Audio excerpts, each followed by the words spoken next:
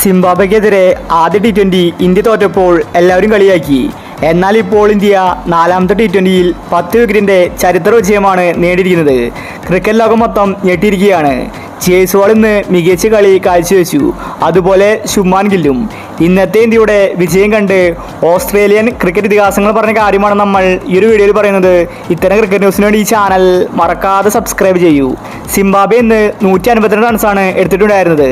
Second ബാറ്റിംഗിൽ India 15 ഓവറിൽ ലക്ഷ്യം മറികടന്നു.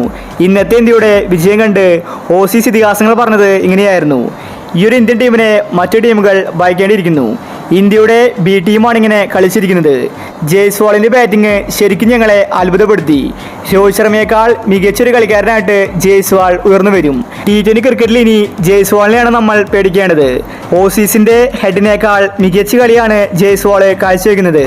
ഇന്ത്യയുടെ ബി ടീം തന്നെ ഇതുപോലെ കളിച്ചാൽ ശരിക്കുമുള്ള ടീമിനെതിരെ എങ്ങനെ ജയിക്കും? ഇന്ത്യയുടെ യുവതാരങ്ങൾ അത്രയ്ക്കും ഡേഞ്ചറാണ്. സിംബാബ്വെക്കെതിരെ പരമ്പര നേടിയ ഇന്ത്യൻ ടീമിനെ അഭിനന്ദനങ്ങൾ അർപ്പിക്കുന്നുവെന്ന് ക്രിക്കറ്റ് ഓസ്ട്രേലിയ വ്യക്തമാക്കി. ഇന്ത്യൻ ആരാധകർ ആവേശത്തിലാണ്. യുവതാരങ്ങൾ തകർത്തടിക്കുകയാണ്. 10 വിക്കറ്റിൻ്റെ വിജയമാണ് ഇന്ന് ഇന്ത്യ സ്വന്തമാക്കിയത്. സിംബാബ്വെ ശരിക്കും നാണം കെട്ടു.